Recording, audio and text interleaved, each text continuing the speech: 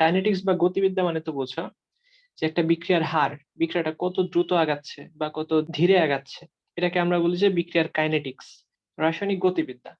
তার জন্য এই ভরক্রিয়া সূত্রটা খুবই ইম্পর্টেন্ট। ঠিক আছে, 1864 সালে, এই 1864 সালে আমার দুইজন নরওয়েজিয়ান বিজ্ঞানী গোল্ডবার্গ এবং ওয়েজ, তারা এই ভরক্রিয়ার সূত্রটা দেন। এই সূত্র অনুসারে আমরা দেখব যে একটা নির্দিষ্ট তাপমাত্রায়, এটা হচ্ছে সবচেয়ে প্রাইম একটা ফ্যাক্টর যে বিক্রিয়ার হার পরিবর্তন করার। তাই দেখা যায় যে বিক্রিয়ার হার রিলেটেড যত আলোচনায় আসুক না কেন, সেখানে তাপমাত্রার কথাটা উল্লেখ থাকে। নির্দিষ্ট তাপমাত্রায় একটি মুহূর্তের বিক্রিয়ার হার, ঠিক আছে, তুমি বিক্রিয়ার হার বের করতে চাও যে বিক্রিয়ক সমূহের সক্রিয় ভরের সমানুপাতিক। তাহলে আমরা একটা উভমুখী বিক্রিয়ার কথা চিন্তা করি, যে ধরো এ প্লাস বি মিলে তৈরি করে সি, এবং এক্ষেত্রে দেখা গেল যে এ এর মোল সংখ্যা হচ্ছে বা সহগ হচ্ছে ছোট হাতের এ, বি এর সহগ ছোট হাতের বি, এবং সি এর সহগ ছোট হাতের সি। বিষয়টা এরকম, যেরকম আমরা নাইট্রোজেন প্লাস হচ্ছে 3 মোল হাইড্রোজেন বিক্রিয়া করে অ্যামোনিয়া তৈরি করে, ধরে নাও ওই বিক্রিয়াটাই। ঠিক আছে, নাইট্রোজেন প্লাস 3 মোল হাইড্রোজেন মিলে 2 মোল অ্যামোনিয়া তৈরি করে। এই যে তোমার এই সহগগুলো হচ্ছে এরা। খেয়াল করো, এখানে কিন্তু দুইটা বিক্রিয়া একদম যুগপৎ বা সাইমultaneously ঘটতেছে। তো আমরা সামনের দিকের যে বিক্রিয়াটা, এটাকে আমরা আরএফ দ্বারা প্রকাশ করলাম, আর বিপরীত দিকে ব্যাকওয়ার্ড রিঅ্যাকশন অথবা রিভার্স রিঅ্যাকশন বলা হয় এটাকে, আরএফ এবং আরবি দিয়ে প্রকাশ করলাম। খেয়াল করো, আমরা একটা নির্দিষ্ট তাপমাত্রায় যদি আর এফ বের করতে চাই, অর্থাৎ সম্মুখ বিক্রিয়ার হার যদি আমরা বের করতে চাই, এইটা সমানুপাতিক এই সূত্র অনুসারে, যেটা হবে যে তোমার এ এবং বি, এদের যে সক্রিয় ভর এর সমানুপাতিক। খেয়াল করে দেখো তো, এখানে এ কয়টা আছে? এ আছে এ সংখ্যক। তুমি সবগুলা এ কে গুণ করে দাও, গুণ করে দিলে কি আসবে? এই এ টু দি পাওয়ার এ। আবার এখানে বি আছে বি সংখ্যক, সুতরাং এটা হবে B to the power B. খেয়াল করো, এই ফরওয়ার্ড রিঅ্যাকশনের জন্য এ এবং বি তারাই কিন্তু বিক্রিয়ক। আর আমরা যদি রিভার্স রিঅ্যাকশনের জন্য এই বিক্রিয়ার হার বের করতে চাই, সেটা হবে, খেয়াল করো, এই রিভার্স রিঅ্যাকশনের জন্য আমাদের বিক্রিয়ক কিন্তু আছে সি, তাহলে এটা হবে সি এর মোলার ঘনমাত্রা। ঠিক আছে, আমরা একটু পরেই এই সক্রিয় ভরের বিষয়টা একটু আমরা আরেকটু ব্যাখ্যা করব, যে আমরা এখানে বলতেছি এটা হচ্ছে তোমার মোলার ঘনমাত্রা, আর যদি এটা গ্যাস হতো আমরা বলতাম যে আংশিক চাপ। এটা নিয়ে একটু বিস্তারিত আসবে একটু পরেই। তো খেয়াল করো, এখানে সি কিন্তু তোমার সি সংখ্যক আছে, তাহলে তুমি যদি বারবার সি ইন্টু গুণ করতে থাকো, তাহলে যেটা আসবে যে C to the power C. এই হচ্ছে তোমার ভরক্রিয়া সূত্র। তাহলে একটা কাজ করি, আমরা এখান থেকে আমরা যদি একটু সামনের দিকে আগাই, তো এখানে আমরা সমানুপাতিক চিহ্নটাকে উঠিয়ে দিয়ে আমরা একটা সমানুপাতিক ধ্রুবক বসাই। ধরো এটা হচ্ছে কে এফ, অর্থাৎ সম্মুখ বিক্রিয়ার জন্য সমানুপাতিক ধ্রুবক, into A to the power A, এটা হচ্ছে B to the power B. Same ভাবে আমরা এটার ক্ষেত্রেও চিন্তা করব, আর বি ব্যাকওয়ার্ড রিঅ্যাকশন, তার জন্য ব্যাকওয়ার্ড রিঅ্যাকশনের সমানুপাতিক ধ্রুবক into C to the power C. এবার চিন্তা করো, যদি তাপমাত্রা নির্দিষ্ট থাকে, তাহলে এই যে তোমার কনস্ট্যান্ট গুলা দেখতেছো, এই কনস্ট্যান্ট গুলা অবশ্যই তারা নির্দিষ্ট থাকবে। ঠিক আছে, তাহলে আমরা একটা কাজ করি, এটাকে 1 নাম্বার দিলাম আর এটাকে দিলাম 2 নাম্বার। যখন এই বিক্রিয়াটা সাম্যাবস্থায় পৌঁছাবে, খেয়াল করবা, এই বিক্রিয়াটা যখন সাম্যাবস্থায় পৌঁছায়, তখন আমরা জানি যে সম্মুখ বিক্রিয়ার হার এবং পশ্চাৎ বিক্রিয়ার হার সমান হয়। ঠিক আছে, তাহলে আমরা একটা কাজ করতে পারবো, যে সাম্যাবস্থায় ফরওয়ার্ড রিঅ্যাকশন রেট সমান হয়ে যাবে রিভার্স বা ব্যাকওয়ার্ড রিঅ্যাকশন রেট। আর সাম্যাবস্থায় পৌঁছানোর পূর্বে, একটু খেয়াল করো, সাম্যাবস্থায় পৌঁছানোর পূর্বে যেটা হবে, যে ফরওয়ার্ড রিঅ্যাকশন, আমরা যদি তোমার এই এ এবং বি নিয়ে বিক্রিয়া শুরু করি, ঠিক আছে, ধরো যে এখানে সি বলতে কিছু নাই, আমরা এ এবং বি নিয়ে বিক্রিয়াটা শুরু করতেছি, সেই ক্ষেত্রে দেখা যাবে যে সাম্যাবস্থায় পৌঁছানোর পূর্বে এই ফরওয়ার্ড রিঅ্যাকশনের রেটটা তোমার ব্যাকওয়ার্ড রিঅ্যাকশনের রেট থেকে বেশি হবে, তাই কিনা? বেশি হতে হতে দেখা যাবে এক সময় যে দুটা সমান হয়ে যাবে, সমান হয়ে গেলেই আমরা বলবো যে তারা সাম্যাবস্থায় পৌঁছায় গেছে। আচ্ছা, ইভেন আমি যদি তোমাকে কোশ্চেনটা করি যে সাম্যাবস্থার পরে কি হবে, হয়তোবা এখানে ভুল করে বসতে পারো যে সাম্য অবস্থার পরে কি আর বি কিন্তু আবার আর এফ থেকে বড় হবে কিনা। না, আসলে কি সাম্য অবস্থার পরে বিষয়টা সবসময় সাম্য অবস্থার মতোই থাকবে। সাম্য অবস্থা হচ্ছে এমন একটা অবস্থা যেখানে দুইটা রিঅ্যাকশন রেট সবসময় সমান থাকে, এবং এটা আমরা যদি কোনো ধরনের বাহ্যিক প্রভাবককে চেঞ্জ না করি, তাহলে আজীবন ইনফাইনাইট টাইম পর্যন্ত এই বিক্রিয়াটা এই অবস্থাতেই থাকবে, যে আর এফ সমান আর বি। তাহলে খেয়াল করো আমরা আর এফ সমান কি দেখলাম, স্পেসিফিক্যালি আমরা ওই বিক্রিয়াটার জন্য দেখলাম যে আর এফ সমান কে এফ ইন্টু বিক্রিয়ক ছিল এ টু দি পাওয়ার এ এবং B to the power B সমান, আর বি এর জন্য আমরা কিভাবে লিখব, আর বি এর জন্য লিখব কে বি ইন্টু তোমার এই ক্ষেত্রে ব্যাকওয়ার্ড রিঅ্যাকশনে বিক্রিয়ক হচ্ছে C to the power C. খেয়াল করো আমরা এই কে এফ এবং কে বি কে এক পাশে রেখে, কে এফ এবং কে বি এটাকে আমরা এক পাশে রেখে বাকি সক্রিয় ভরের টার্মগুলো আছে তাদেরকে আমরা ডান পাশে পাঠিয়ে দিই। তাহলে দেখো উৎপাদের সক্রিয় ভর ইন্টু তার সহগ, মানে টু দি পাওয়ার তার সহগ, আর হচ্ছে বিক্রিয়ক সমূহের সক্রিয় ভর, এই হচ্ছে to the power A to the power B. এই দুইটা কনস্ট্যান্ট তারা আজীবনই কনস্ট্যান্ট থাকবে। তাহলে এটাকে আমরা একটা কাজ করি, জাস্ট আমরা বড় হাতের কে দিয়ে প্রকাশ করতেছি, এবং এইখানে আমরা লিখবো ই কিউ সমান, দেখো তো উপরে কি আসছে, আমরা যখন রিঅ্যাকশনটার দিকে তাকাবো রিঅ্যাকশনে কিন্তু উপরে আছে তোমার ডান দিকে ছিল তোমার সি অর্থাৎ উৎপাদ, আর বাম দিকে বিক্রিয়ক এ এবং বি। তার মানে আমরা যখন নতুন এই কনস্ট্যান্টটা পাইছি, এই নতুন কনস্ট্যান্টে দেখা যাচ্ছে উপরে আছে উৎপাদ নিচে আছে বিক্রিয়ক। তো খেয়াল করো আমরা লিখবো উপরে উৎপাদের সক্রিয় ভর, ভর ডিভাইড বাই নিচে কি আসবে বিক্রিয়কের সক্রিয় ভর, বা ইংরেজিতে আমরা এটাকে বলি অ্যাক্টিভ মাস, সক্রিয় ভর। ঠিক আছে, এবং এই উৎপাদের সক্রিয় ভর ডিভাইড বাই বিক্রিয়কের সক্রিয় ভর, এই যে অনুপাতটা একটা সাম্যাবস্থায় একটা রিঅ্যাকশনের জন্য, এটা হচ্ছে তোমার বলা হয় সাম্য ধ্রুবক। সাম্য ধ্রুবক এটাকে আমরা কে ইকিউ অর্থাৎ ইকুইলিব্রিয়াম কনস্ট্যান্ট এই আকারে প্রকাশ করতেছি। এখন এই যে তোমার সক্রিয় ভরের কথা আমরা বলতেছি, যে সক্রিয় ভর উৎপাদের সক্রিয় ভর ডিভাইড বাই বিক্রিয়কের সক্রিয় ভর, এটা একটু আমাদের ভালো মতো বুঝতে হয় যে তোমার সক্রিয় ভরের কনসেপ্টটা আসলে কি। অলরেডি আমি তোমাকে বলে ফেললাম যে সক্রিয় ভর হচ্ছে মোলার ঘনমাত্রা, যেখানে আমরা থার্ড ব্র্যাকেট দিয়ে প্রকাশ করি।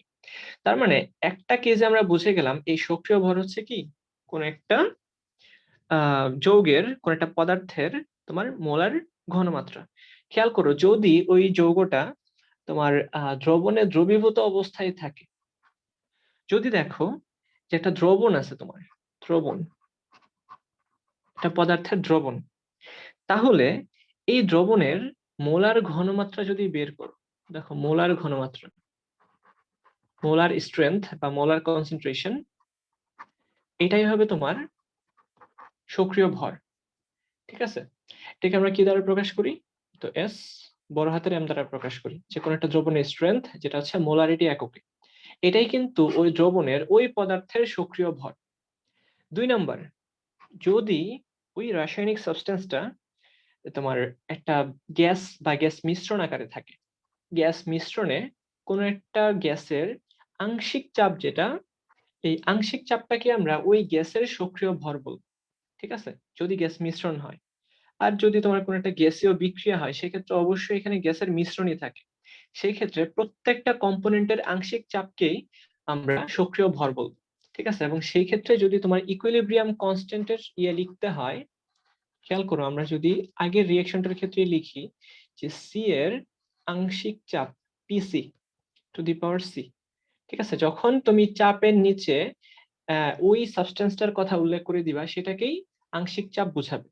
তাহলে এ এর আংশিক চাপ কি হবে পি এ, এবং বি এর আংশিক চাপ হবে পি বি, এবং অবশ্যই এদের সহগটাও তোমার গুণ করে দিতে হবে। খেয়াল করো এটা হচ্ছে তোমার চাপের সাপেক্ষে, আংশিক চাপের সাপেক্ষে সাম্য ধ্রুবক, এবং এই আংশিক চাপের সাপেক্ষে যখন তুমি সাম্য ধ্রুবককে প্রকাশ করবা সেটাকে বলা হয় equilibrium constant with respect two pressure, অর্থাৎ এই চাপের সাপেক্ষে কেপি, কেপি মানেই হচ্ছে ইয়ার সাপেক্ষে। আর আরেকটা কেসে আমরা প্রকাশ করতে পারি, যদি কোনো একটা বিক্রিয়ার ক্ষেত্রে বিক্রিয়ক অথবা উৎপাদ কোনো একটা পদার্থে তোমার একদম বিশুদ্ধ বিশুদ্ধ কঠিন বা তরল পদার্থ যদি থাকে। বিশুদ্ধ কঠিন বা তরল পদার্থ বলতে কি বোঝায়, যে এখানে জাস্ট ওই পদার্থটাই থাকবে। ঠিক আছে, যেমন আমি বললাম যে তোমাকে আমি একটা লোহার আহ একটা ক্যালাস বা ক্রিস্টাল দিলাম, ঠিক আছে, লোহার ক্রিস্টাল, লোহার খন্ড। এখানে কিন্তু আয়রন ছাড়া আর কিচ্ছু নাই, যদি একদম বিশুদ্ধ কঠিন বা তরল পদার্থ হয়। যেমন আমি বললাম যে তোমার এখানে জাস্ট শুধু একটা পাত্রের মধ্যে আমি তোমাকে পানি দিলাম, H2O, ঠিক আছে, জাস্ট পানি। অথবা আমি বললাম যে এইখানে জাস্ট সোডিয়াম আছে, আর কিচ্ছু নেই। অথবা সোডিয়াম হাইড্রোক্সাইডের একটা ক্যালাস দিলাম এখানে, ধরো সোডিয়াম হাইড্রোক্সাইডের একদম কঠিন বিশুদ্ধ ক্যালাস। সেই ক্ষেত্রে এই বিশুদ্ধ পদার্থের ক্ষেত্রে আমরা এই সক্রিয় ভর ধরে নিব বাই ডিফল্ট 1। বুঝতে পারছো? কারণ এই পুরাটা জায়গা জুড়ে সে মানে শুধুমাত্র সেই আছে, অন্য কোনো কিছু নাই। এটাকে তুমি এইভাবে মনে রাখতে পারো যে পুরাটা জায়গা জুড়ে একমাত্র সেই আছে। এই পুরাটা জায়গাতে জাস্ট একটা ইউনিট সাবস্টেন্স আছে, ইউনিট সাবস্টেন্স। জাস্ট এখানে শুধু পানি, এখানে শুধু সোডিয়াম, এখানে শুধু সোডিয়াম হাইড্রোক্সাইড, এখানে শুধু আয়রন। ঠিক আছে, এরকম বিশুদ্ধ কঠিন বা তরলের ক্ষেত্রে আমরা একটা ইউনিট আকারে প্রকাশ করি, যে ওই জায়গাতে এই পদার্থের একটা ইউনিট আছে। এই কারণেই আমরা বলি যে বিশুদ্ধ কঠিন বা তরলের সক্রিয় ভর হচ্ছে 1। তো আমরা আশা করি সক্রিয় ভরের কনসেপ্টটা বুঝতে পারলাম। এখন এই সক্রিয় ভরের সাপেক্ষে আমরা কি করি, এই ইকুইলিব্রিয়াম কনস্ট্যান্টটাকে আমরা মাঝে মধ্যে প্রকাশ করি। যে আমরা এই সক্রিয় ভরটাকে যদি তোমার মোলারিটি এককে প্রকাশ করি, সেই ক্ষেত্রে আমরা এটাকে বলি যে কেসি, অর্থাৎ equilibrium constant with respect to concentration.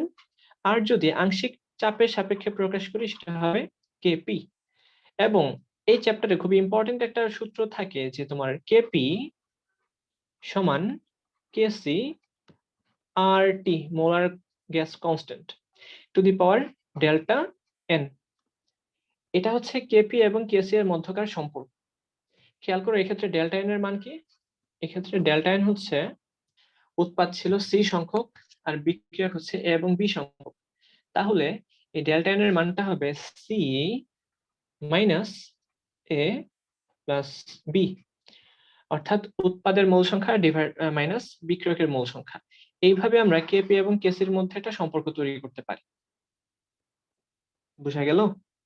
দেখো আরেকটু বিষয়, আরো একটু বিষয় একটু খেয়াল করতে হবে, যে আমরা এই সূত্রটাকে কেন ভরক্রিয়া সূত্র বলি। ঠিক আছে, এটার ইংরেজিতে আমরা বলি যে মাস অ্যাকশন। তোমার একটা বিক্রিয়ায় বিক্রিয়ক বা উৎপাদ যাই বলো না কেন, দেখো একটা বিক্রিয়া হওয়ার জন্য কি লাগবে, কিছু কাঁচামাল লাগবে। একটা বিক্রিয়া হওয়ার জন্য কাঁচামাল লাগবে। এই কাঁচামাল গুলাকে আমরা বলে থাকি বিক্রিয়ক। এখন খেয়াল করো, এই যে কাঁচামাল গুলা যত অ্যাক্টিভ হবে, ঠিক আছে, এই কাঁচামাল গুলা যত অ্যাক্টিভ বা যত সক্রিয় হবে, ততই কিন্তু বিক্রিয়াটা বেশি বেশি হবে।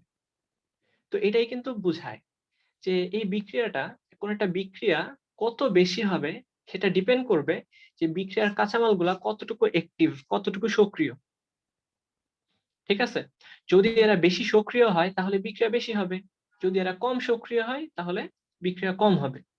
যেমন এদের ঘনমাত্রা যদি অনেক বেশি হয়, খেয়াল করো এ এবং বি, তুমি এদেরকে একটা পাত্রে নিচ্ছ, একটা পাত্রে নিয়ে তুমি বিক্রিয়া করাইতেছো।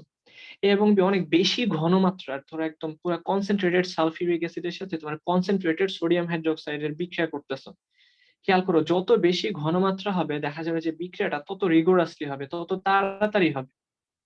আর যত কম ঘনমাত্রা থাকবে, অর্থাৎ এর ভর, এর তোমার সক্রিয়তা যত কম হবে, বিক্রিয়াটা তত কম হবে। ঠিক আছে, অর্থাৎ আমরা এটার যে কাইনেটিক্সটা, এর গতিটাকে আমরা সক্রিয়তা সাপেক্ষে প্রকাশ করতেছি। এটা হচ্ছে ভর ক্রিয়া সূত্র, যে তুমি যতটুকু ভর নিতেছো এরা কতটুকু অ্যাক্টিভ, এটাকেই প্রকাশ করে এটা দ্বারা। এবং চিন্তা করো যদি গ্যাসীয় সাবস্টেন্স হয়, তাহলে খেয়াল করো, ধরো অল্প কয়েকটা মাত্র মলিকিউল এখানে তুমি দিছো, একটু মনোযোগ দাও এই জায়গাটাতে, যে ধরো হাতে গোনা 4-5টা মলিকিউল তুমি এখানে দিছো, তারা কিন্তু খুব একটা বিক্রিয়া করবে না। কিন্তু ধরো তুমি গ্যাস একদম ভরে একদম ঠেসে এটার মধ্যে দিছো, অর্থাৎ চাপ অনেক বেশি অ্যাপ্লাই করছো সেখানে। যত বেশি তুমি গ্যাস মানে এই একটা পাত্রের মধ্যে তুমি প্রবেশ করাবা, ততই তো এর চাপ বেড়ে যাবে। এবং তখন খেয়াল করো এই বিক্রিয়াটা হওয়ার পসিবিলিটিও কিন্তু তত বেশি হবে। অর্থাৎ চাপ যত বাড়াবা, দেখা যাবে বিক্রিয়া তত বেশি বেশি হবে। এই কারণে বলা হয় যে চাপটাও তোমার বিক্রিয়ার হারকে চেঞ্জ করার একটা নিয়ামক অথবা প্রভাবক। তাহলে এই তোমার ভরক্রিয়া সূত্র এটাই প্রকাশ করে যে একটা নির্দিষ্ট তাপমাত্রা যদি থাকে, সেই ক্ষেত্রে বিক্রিয়ার হার বিক্রিয়ার তোমার বিক্রিয়ক সমূহের সক্রিয় ভরের সমানুপাতিক হবে। মানে সে এক কথাই বলে দিছে আরকি যে ঘনমাত্রা বেশি হলেও তোমার বিক্রিয়ার হার বেশি হবে। আবার যদি চাপ বেশি থাকে সেই ক্ষেত্রেও তোমার কি হবে? বিক্রিয়ার হার বেশি হবে। ইন ওয়ান সেন্স তুমি চাপটাকে কিন্তু ঘনমাত্রার সাপেক্ষে প্রকাশ করতে পারবা। খেয়াল করো। একটা মজার বিষয় খেয়াল করো। যে এইখানে একটা পাত্র আছে, এখানে একটা পাত্র আছে। সমান আয়তনের ২ টা পাত্র চিন্তা করো, ভি এবং ভি। এখন তুমি যদি এখানে জাস্ট অল্প কিছু গ্যাস দাও, অল্প কিছু গ্যাস দিছো, তাহলে চাপ কিন্তু কম হবে। কিন্তু দেখা গেল তুমি যদি অনেক বেশি পরিমাণে গ্যাস এখানে দাও, একদম পুরা পাত্র ঠেসে ঠেসে তুমি যদি গ্যাস দাও, একদম পাম্পের মাধ্যমে ঠেলে ঠেলে দাও, তাহলে দেখা যাবে যে এখানকার চাপ অনেক বেশি হবে। একসময় এমন হইতে পারে যে পাত্র ফেটেও যেতে পারে। ঠিক আছে? চাপ অনেক বেশি। তো এখন তোমার কমন সেন্স খাটায় একটু বলো যে এখানে চাপ কম, কারণ গ্যাস কম। আবার ইন আদার সেন্স আমরা বলতে পারবো যেহেতু এখানে গ্যাস কম, এখানে গ্যাসের ঘনমাত্রাও কম। ঘনমাত্রাও কম। আর এখানে খেয়াল করো গ্যাস অনেক বেশি, ঘনমাত্রাও বেশি। ঘনমাত্রাও বেশি। তার মানে বিষয়টা কি খেয়াল করছো? আসলে এই দুইটা জিনিস কিন্তু আসলে আলাদা কিছু না। দুইটা কিন্তু আসলে সেম জিনিস। বুঝতে পারছো? এখন এই মোলার ঘনমাত্রার অথবা আংশিক চাপের যে ভ্যালুটা, এই ভ্যালুটাকেই আমরা মেইনলি বলে থাকি হচ্ছে সক্রিয় ভর। সক্রিয় ভর। সক্রিয় ভরের কোন ধরনের একক নাই। একক নাই। অর্থাৎ আমরা এই ভ্যালুটাকে নিয়েই মেইনলি বসাই। প্রকৃতপক্ষে সক্রিয় ভরের একক নাই। কিন্তু আমরা আলোচনার সুবিধার্থে মাঝে মধ্যে এটিএম এবং মোলারিটিকে ব্যবহার করি। তাহলে আমাকে একটা প্রশ্নের উত্তর দাও। প্রকৃতপক্ষে যেহেতু সক্রিয় ভরের কোন ধরনের একক নাই, তাহলে কেপি কেসেরও তো কোন ধরনের একক থাকার কথা না। তাই কিনা? হ্যাঁ, এই সক্রিয় ভরের যেহেতু একক নাই, দেখা যাবে যে কেপি কেসেরও একক থাকার কথা না। কিন্তু আমরা আলোচনার সুবিধার্থে মাঝে মধ্যে এই কেপি কেসের মোলারিটি এবং তোমার ইয়ের সাপেক্ষে আমরা একটা একক দিয়ে প্রকাশ করি। ওটা জাস্ট আলোচনার সুবিধার্থে, এবং হায়ার লেভেলে দেখা যাবে যে এগুলা নিয়ে আর খুব একটা কিছু আসে না। তো এইখানেই তোমার আসতে পারে যে কেপি এর একটা রিঅ্যাকশন বলে দিল যে ধরো সবচেয়ে কমন যে রিঅ্যাকশন, নাইট্রোজেন প্লাস ৩ অণু হাইড্রোজেন মিলে অ্যামোনিয়া গ্যাস তৈরি করলো। এখন এটার যদি তুমি কেপি এর রাশিমালা তৈরি করো, তাহলে এর একক কি হবে? এটা সিরি একটা কোশ্চেন, খুব একটা আসে না, বা আসলে দেখা যাবে যে সবাই পারবে। তো এই আর কি যে তোমার একক বের করতে বলবে।